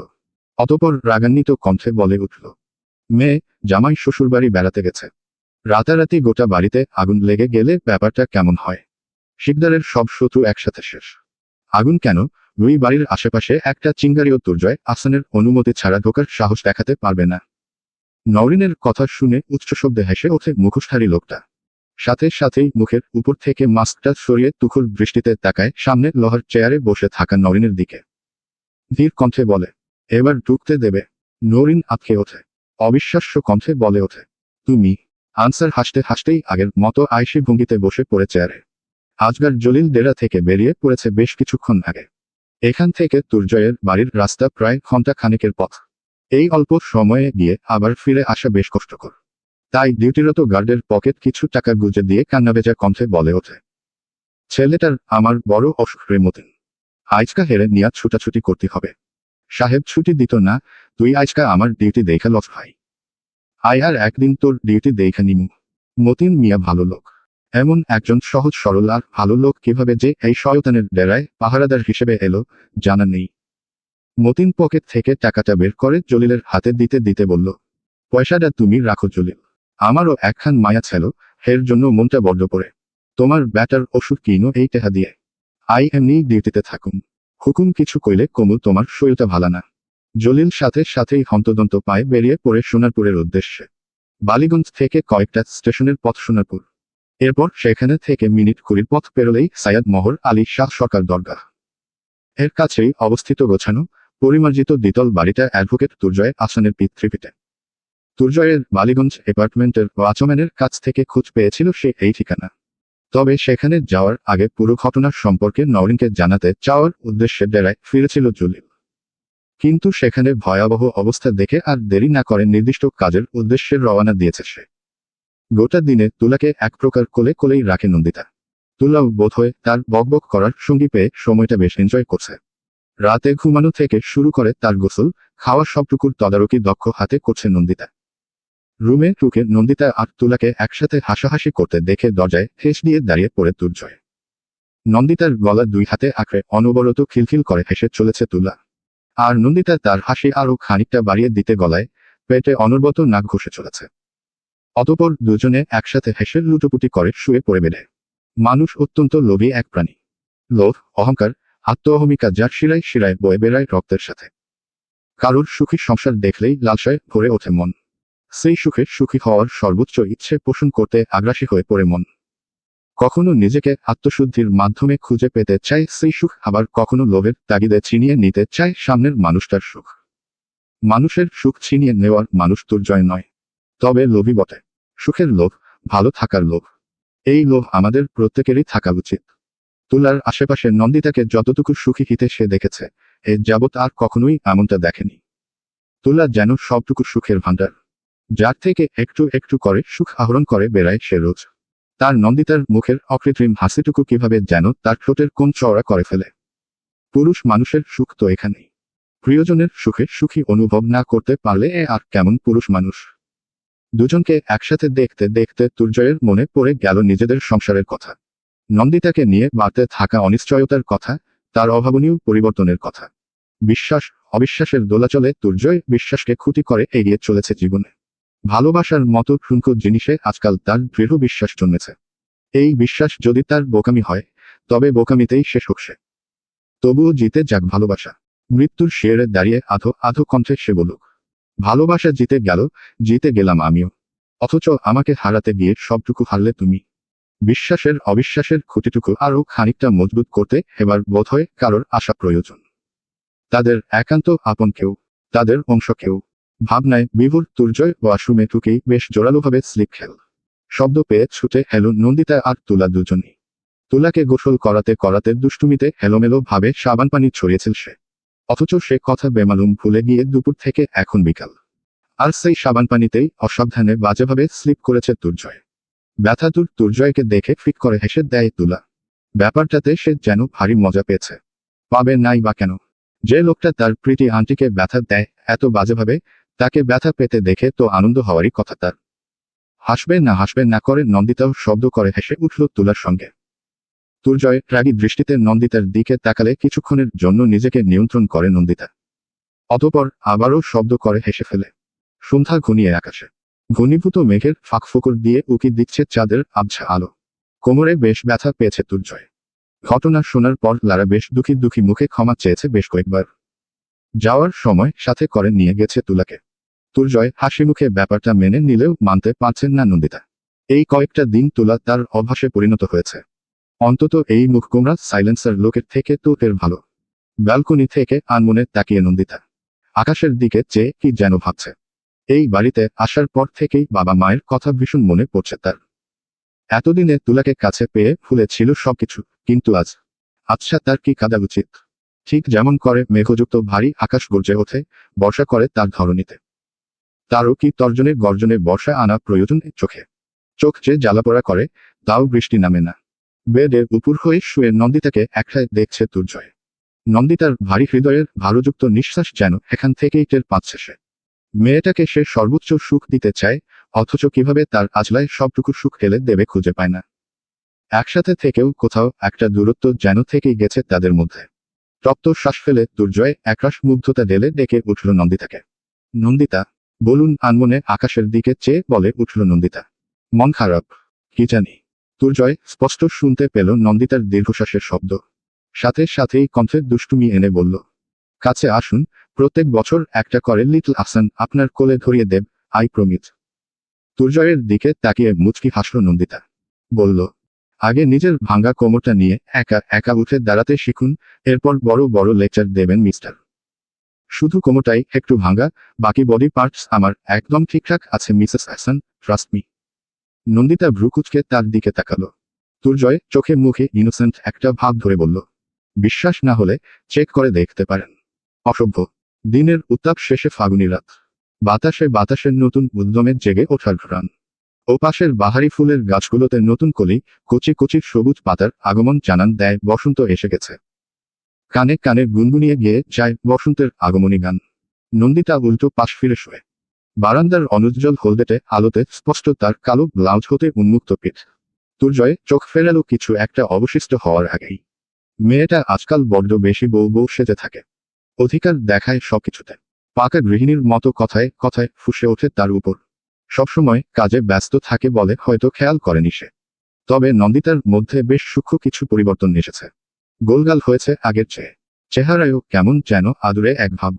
শারীরিক এই পরিবর্তনের পিছনে যে কারণটাকে চিহ্নিত করছে সেটা তো সম্ভব নয়। তারা একে অপরের মাঝে উন্মত্তের মতো ডুবেছিল বেশ মাস দুয়েক আগে। এরপর থেকেই নন্দিতা কেমন যেন দূরে দূরে থাকে। ঠিক দূরে নয়, তবে পাশে বসেও অজানা এক বলিরেখা টেনে দেয় দুজনের মাঝে।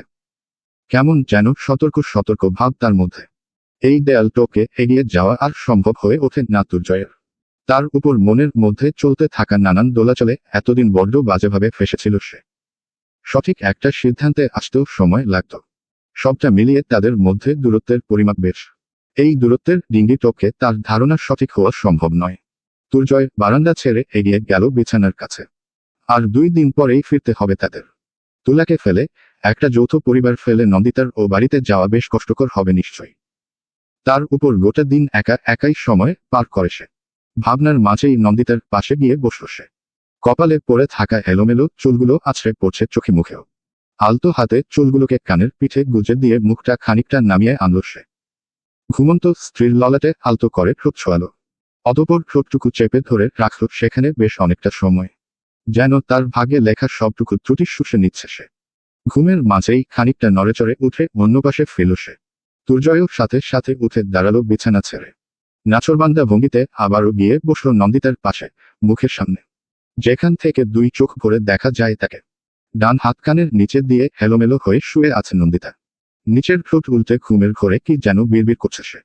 দুর্জয় খানিকটা নিচু হয়ে তার মুখের কাছে এগিয়ে নিল কাল। কিন্তু স্পষ্টভাবে বোঝা যাচ্ছে না কিছুই। তবে বেশ আদুরে লাগছে তাকে। শাড়ির আঁচল সরে উন্মুক্ত কাঁধ, এলোমেলো কোমরের স্পষ্ট আকৃতি, বক্ষদেশের বিভাজিকা সবকিছু বড্ড বাজেভাবে টানছে তাকে। কেমন যেন এক মহাগ্রস্থের মতো নন্দিতার নিচের ঠোঁটটা আঁকড়ে ধরল সে। অতঃপর ছোট একটা কামড় দিয়ে কানের কাছে মুখ নিয়ে ফিসফিস করে বলল, কি নামে ডেকে বলবো তোমাকে? মন্দ করেছে আমাকে ওই 2টি চোখে। প্রেমঘন আবেগী মুহূর্তের মাঝে ব্যাঘাত হঠাতে সশব্দে বাড়ি খেল দরজা। দুর্জয় কপাল কুঁচকে তাকালো দেয়ালে টাঙ্গানো টিকটিক শব্দে চলতে থাকা ঘড়ির দিকে। রাত 11:30। এত রাতে কেউ তাদের দরজায় আসার মতো উপযুক্ত কোনো কারণ খুঁজে না পেয়ে প্রথমটুকু মনের ফুল ভেবে উড়িয়ে দিল সে। কিন্তু পর পর বেশ কয়েকবার একইভাবে দরজায় হওয়া শব্দে খানিকটা ভয় পেল হলো সে। দরজার ছোট ছিদ্র দিয়ে একজন বয়স্ক ভদ্রলোককে দেখতে পেল দুর্জয়। তৎক্ষণাৎ দরজার নব ঘুরিয়ে বাইরে বেরিয়ে এলো সে। প্রশ্নবিদ্ধ চাহনিতে লোকটার দিকে তাকাতেই আশেপাশে চোখ বোলালো লোকটা, যেন সতর্ক দৃষ্টিতে কাউকে খোঁজার চেষ্টা করছে।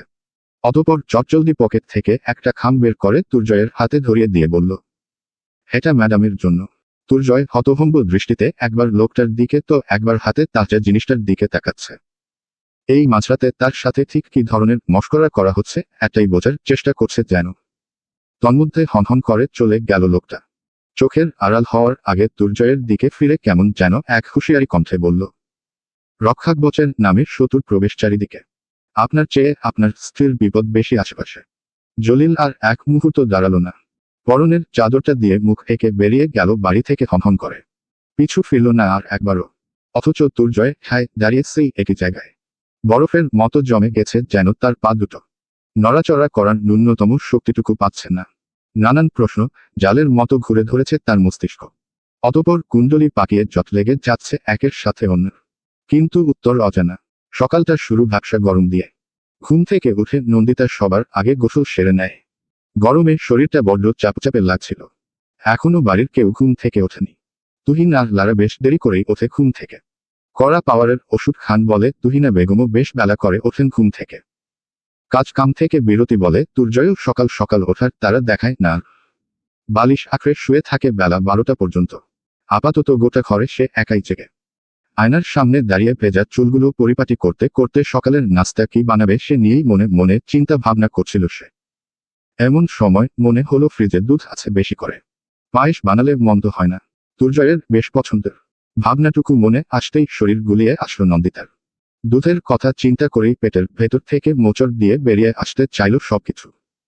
হাতের টাওয়েলটা মেঝেতে ছুঁড়ে তাড়াহুড়ো করে টুকে পড়ে সে ওয়াশরুমে। বেশ কয়েকবার বমি বমি ভাব হলেও বমি হলো না একটু। গোটা সময়টা পেটের ভেতরটা মুষড়ে ওয়াক ওয়াক করে গেল সে। ওয়াশরুমের খোলা দরজা থেকে ভেসে আসার শব্দে ঘুম ভেঙে গেল দুর্জয়ের। বিছানা ছেড়ে চটজলদি এগিয়ে এলো সে নন্দিতার কাছে। শরীর ততক্ষণে ফুটবল হয়ে ছেড়ে দেওয়ার উপক্রম তার। মাথাটাও ঘুরছে বেশ। নন্দিতাকে এক হাতে আগলে আলতো করে বুকের সাথে চেপে ধরল দুর্জয়। অতঃপর অন্য হাতে তার মাথায়, পিঠে, পেটে আলতো করে হাত বোলাতে বোলাতে চিন্তিত ভঙ্গিতে বলল, ঠিক আছো তুমি? শরীর কি বেশি খারাপ লাগছে? ডাকলে না কেন আমাকে? ইস, চোখ মুখের কি অবস্থা! দুর্জয়কে এভাবে অস্থির হতে দেখে ফুটবল শরীর নিয়ে হেসে দিল নন্দিতা। কেমন যেন এক ফুটবল বিষাদগ্রস্ত কণ্ঠে বলল, এটুকুতেই এভাবে অস্থির হচ্ছ? আমি না থাকলে কি করবে তখন? ধরো কোনো একদিন তুমি ঘুম থেকে ওঠার আগেই আমি একেবারের জন্য ঘুমিয়ে পড়লাম। নন্দিতাকে মাঝপথে থামিয়ে দিয়ে তীব্র এক ধমক দেয় দুর্জয়। অতঃপর তাকে বুকের সাথে আরো খানিকটা লেপ্টে ধরে বেসিন থেকে পানি নিয়ে চোখে মুখে ছিটিয়ে দেয় নন্দিতার। ঘাড়ের চুলগুলো সরিয়ে হাত ভিজিয়ে ঠান্ডা পানি ছিটে দেয় সেখানেও। অতঃপর কোলে তুলে তাকে নিয়ে আসে ঘরের মধ্যে। বিছানার উপর বসিয়ে আলমারি থেকে একটা শুকনো তোয়ালে এনে চোখ মুখ ঘাড় মুছিয়ে দিতে দিতে গম্ভীর কণ্ঠে বলে ওঠে, এই ধরনের উল্টো পাল্টা কথা যেন আমি দ্বিতীয়বার না শুনি আর তোমার মুখে। না হলে আমার থেকে খারাপ আর কেউ হবে না। আপনার চেয়ে খারাপ আর কাউকে এখনো দেখিনি আমি। নন্দিতার সোজাসাপটা জবাবে ভ্রুকুচকে তার দিকে তাকালো দুর্জয়। অতঃপর ঠোঁটের কোণে দুষ্টু হাসি টেনে বলল, আপনি কি আমার বেড পারফরমেন্সের কথা বলছেন? অন্ধকার ঘরে আপনাকে কাছে পেয়ে কতটা ব্যাডলি আদর করি, ইস দ্যাট। বুক কাঁপছে নন্দিতার, হাত পা কেঁপে উঠছে থরথর করে। পুরো শরীর জুড়ে ভর করেছে অভাবনীয় এক অস্থিরতা। দুর্জয়কে কি জবাব দেবে সে? সেই সকাল থেকেই ডাক্তারের কাছে নিয়ে যাওয়ার জন্য ধরপাকড় করছে সে। অথচ সে বাচ্চাদের মতো জেদ ধরে বসে আছে পাশের ঘরে। দরজাটা পর্যন্ত লাগিয়ে দিয়েছে ভেতর থেকে। গো ধরে বসে আছে ভেতরে। ডাক্তারের কাছে যাবে না কোনো মতে। নন্দিতার এমন অযাচিত পাগলামির কোনো কারণ খুঁজে পাচ্ছেন না দুর্জয়। রীতিমতো বিরক্ত হয়ে সে শেষবারের মতো হুঁশিয়ারি দিয়ে নন্দিতাকে বলে ওঠে, এমন অসুস্থ শরীর নিয়ে হয় ডাক্তারের কাছে যাবে আর না হয় আর এক মুহূর্ত এই বাড়িতে থাকবো না আমি। একাই ফিরে যাব। আচমকাই নন্দিতার কান্না পেল ভীষণ।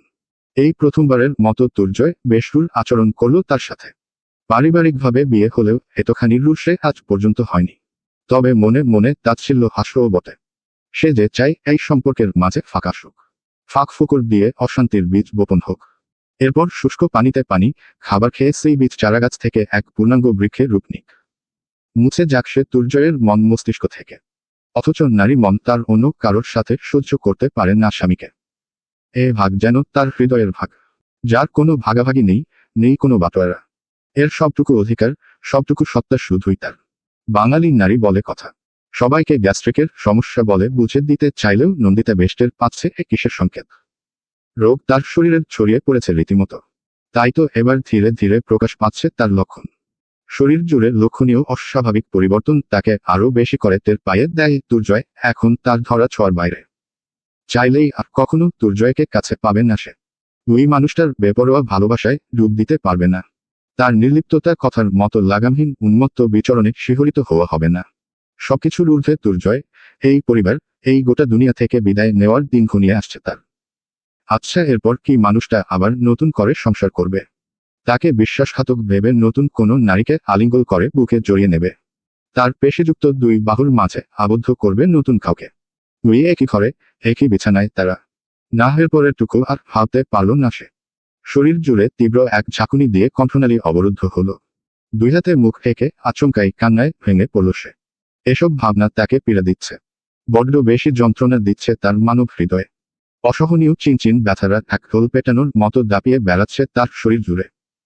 এই মানুষটার অস্তিত্ব জুড়ে সে নয়, অন্য কোনো নারী থাকবে, এই ভাবনটুকুই পাগল করে দিচ্ছে তাকে। দরজার বাইরে থেকে হাউমাউ করে কান্নার স্বর ভেসে আসছে নন্দিতার। এতগুলো মাসের নন্দিতাকে এভাবে কখনো কাঁদতে দেখনি দুর্জয়। শুধু এভাবেই নয়, তাকে কখনো কাঁদতেই দেখেনি সে। সর্বদা ভুবনভোলানি হাসিতে লেপ্টে থাকা ঠোঁটের দুই পাশে হালকা গর্ত সৃষ্টি হওয়া মুখেই যেন অভ্যস্ত সে। তাই আজ তার এই উথালপাথাল করা কান্নারা বুকের মাংসপেশি খামচে ধরছে তার। অস্থিরতায় মস্তিষ্ক শূন্য শূন্য থেকেছে। শুধু দুই হাতে দরজা ধাক্কাতে ধাক্কাতে অনুরোধের সুরে বলে ওঠে, আচ্ছা রেখে যাব না তোমাকে।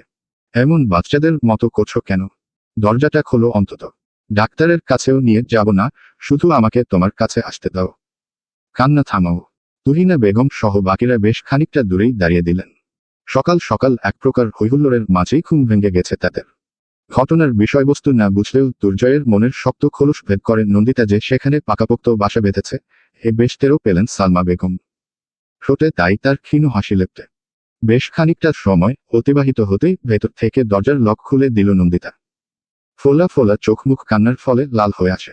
কান্না এখনো থামেনি পুরোপুরি। তিরতির করে কাঁপছে নাকের ডগা। ঠোঁট দুই একের সাথে অন্যটা আবদ্ধ। দেখেই বোঝা যাচ্ছে ফুপিয়ে কান্না করেছে কিছুক্ষণ আগে। ধীরে ধীরে নাক টানছে এখনো। দরজা খুলতেই যেন স্বস্তির নিঃশ্বাস নেয় দুর্জয়। দুই হাতে আজলায় নন্দিতার মুখখানি ধরে কোমল কণ্ঠে বলে, আমাকে এমনিতেও ফিরতে হতো আজ। কেসের ডেট এগিয়ে আসছে। এই কেসটা কতটুকু জটিল আর কনফিডেন্সিয়াল সেটা একটু হলেও জানো তুমি। আগাম প্রস্তুতির জন্য আমার কয়েকটা দিন লাগবে। এখানে হেরে গেলে যে আমাকেও হারাবে হবে তোমায়। এটা শুধু একটা জটিল কেস না, আমার জীবন মরণেরও খেলা। আমি হেরে গেলে দুনিয়াও হারাতে হবে আমাকে। তুমি চাইলে থেকে যেতে পারো। আমি পরে এসে নিয়ে যাব। শেষোক্ত কথাটা ইচ্ছাকৃতভাবেই প্রশ্ন করার ভঙ্গিমায় বলল দুর্জয়। কারণ সে মনে প্রাণে চায় নন্দিতা তার সাথে ফিরে যাক। শূন্য চার দেয়ালের ঘরে প্রাণ ঢেলে দেওয়া মানুষটাই যদি না থাকে, তবে যে এই শূন্যতা আরও বাড়বে খানিকটা। শূন্যতায় পূর্বে তার বুকও, এতখানি শূন্যতা নিয়ে সে লড়বে কিভাবে? যদি তার মতামত হিসেবে কথাটা বললে নন্দিতা চুপচাপ মেনে নেয়, তাই তো কৌশলের প্রশ্ন হিসেবে ছুড়ে দিল তাকে। নন্দিতা কান্না আটকানোর চেষ্টা করতে দাঁত দিয়ে কামড়ে ধরল তার নিচের পুরো ঠোঁট। অতঃপর মাথা নেড়ে নাসূচক ভঙ্গিমায় বলল, যাব। বাইরে আজকের রোদের উত্তাপ খানিকটা কম।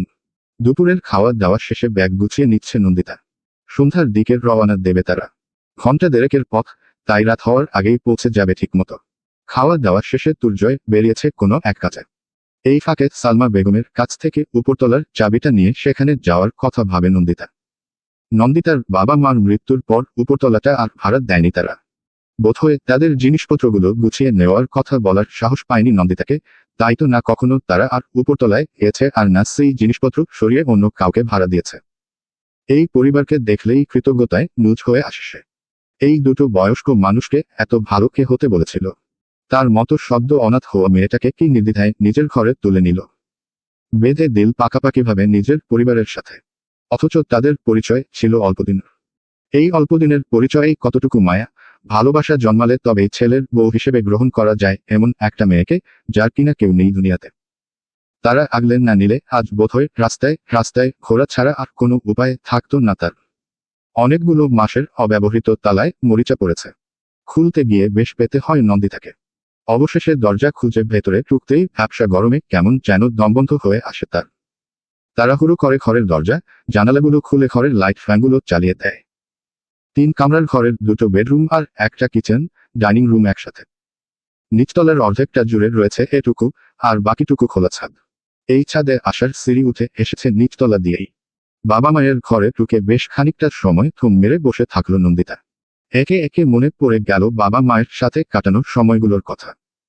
বাবার সাথে তার স্মৃতি বড্ড কম। গম্ভীর গোছের মানুষ, চেহারায় সর্বক্ষণ কেমন এক রাগী রাগী ভাব স্পষ্ট। নন্দিতার সাথেও খুব বেশি কথা তিনি বলতেন না। বাড়িতেও আসা যাওয়া ছিল তার কম। পুলিশের কর্মকর্তারা বরাবরই বোধহয় এমন গম্ভীর গোছের মানুষ হয়। মায়ের কাছে শুনেছিল তার চাকরিটা আগে এমন ছিল না। নন্দিতা যখন বছর 10-এর কোনো এক জটিল কেসে নিজেকে জড়িয়ে ফেলেন তিনি। এর কয়েক বছর পর থেকেই 1 বছরের বেশি কোনো জায়গায় স্থায়ী হননি। ট্রান্সফার নিয়ে চলে যেতেন অন্য জায়গায়। এর কারণ অবশ্য মা তাকে কখনো বলেনি। কোনো এক নির্দিষ্ট কারণে আর 5টা বাবার মতো লোকসমাজে তাকে কখনো নিজের মেয়ের পরিচয় দেননি তিনি। সবকিছুকে কেমন যেন এড়িয়ে চলতেন। বাবার সান্নিধ্য থেকে বঞ্চিত নন্দিতা মাকে কাছে পেয়েছে 16 আনা। বাবার প্রতি তার যত না টান, মায়ের প্রতি তার চেয়ে ঢের বেশি। মা বোধহয় বুঝতেন তার ছোট মনের দুরবস্থা, তাই তো সবকিছু পুষিয়ে দেওয়ার চেষ্টায় তৎপর থাকতেন সর্বদা। স্কুলের অ্যানুয়াল ফাংশন থেকে শুরু করে ক্রিয়েটিভ ওয়ার্ক, শপিং থেকে শুরু করে কুকিং সবটাই হাতে ধরে শিখিয়েছেন তাকে। নন্দিতা বরাবরই ঘুরকুনো ধাঁচের মেয়ে। বাহ্যিক চাকচিক্য, আধুনিকতার উড়ন্ত ছাপ তাকে টানে বিশেষ। ফ্রেন্ডরা যখন উইকেন্ডে আউটিংয়ে যেত, নন্দিতা মায়ের সাথে কিচেনে গিয়ে নতুন নতুন রান্না শিখত। একটা বউ, ঘোমটা দেওয়া ঘরোয়া বধূ সাজার স্বাদ তার ছোটকাল থেকেই। তাই তো সময় পেলেই ঘরোয়া কাজ গুছিয়ে শিখত বেশ। মায়ের সাথে যে তার জীবন সুতোর বন্ধন অল্পদিনের ছিল, বিধাতাও তাই বোধহয় বড্ড তাড়াহুড়ো করে বড় করে দিয়েছিলেন তাকে। নরিন ছিলেন একজন বিচক্ষণ বুদ্ধিমত্তার নারী। আবেগ অনুভূতির প্রগাঢ় ঢেউ কখনো তরঙ্গায়িত করতে পারেনি তাকে। মন আর মস্তিষ্কের উপর ছিল তার কঠোর নিয়ন্ত্রণ। নস্যাতে জীবনে আবেগকে কখনো গুরুত্ব দেননি তিনি। তার কাছে জীবনটা ছিল স্ক্রিপ্টেড কোনো সিনেমার মতো। হুট করে ঘটে যাওয়া আবেগঘন কোনো ঘটনাও তার ভাবমূর্তির বিশেষ পরিবর্তন করতে পারত না। সামনে থেকে দেখলে কেউ মনে করবে এ ঘটনা তার জানা। যেটা ঘটছে বা যা ঘটবে সবটুকুই তার নখদর্পণে।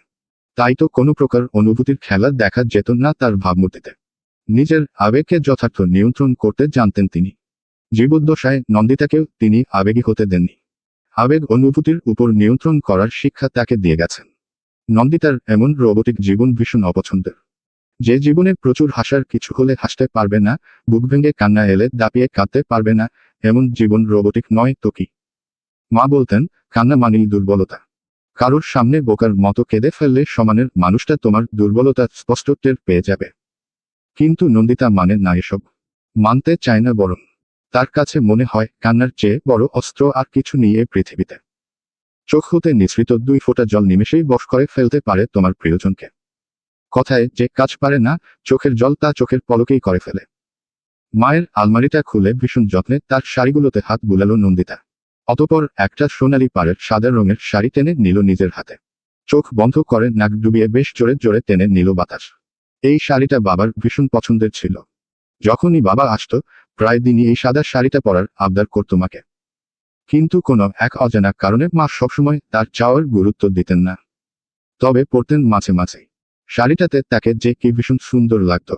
ফর্সা ত্বকের সাথে সাদা রঙের এই শাড়িটাতে তাকে কোনো অপ্সরার চেয়ে কম লাগতো না। শাড়িটাতে এখনো মায়ের গন্ধ লেগে আছে। নাক ডুবালেই সেই গন্ধ নাকে এসে বাড়ি খাচ্ছে তার। নন্দিতা কোনোরকম ভাবনা চিন্তা ছাড়াই সরাসরি কল করে দুর্জয়কে। ভূমিকা ছাড়াই নিরেট গলায় বলে ওঠে, আমার জন্য একটা ট্রলি ব্যাগ কিনে আনতে পারবেন? আমরা তো বেশি কিছু আনিনি। আমাদের ব্যাগেই তো হয়ে যাবে সব। আমার কিছু জিনিস এক্সট্রা হচ্ছে। না না কিছু না, অনেকগুলো জিনিস। কোনটা ফেলে কোনটা যে নেব? আপনি আনবেন প্লিজ। দুর্জয় চট করে ব্যাপারখানা ধরে ফেলার মতো করে বলল, তুমি কি উপরের ঘরে গিয়েছ?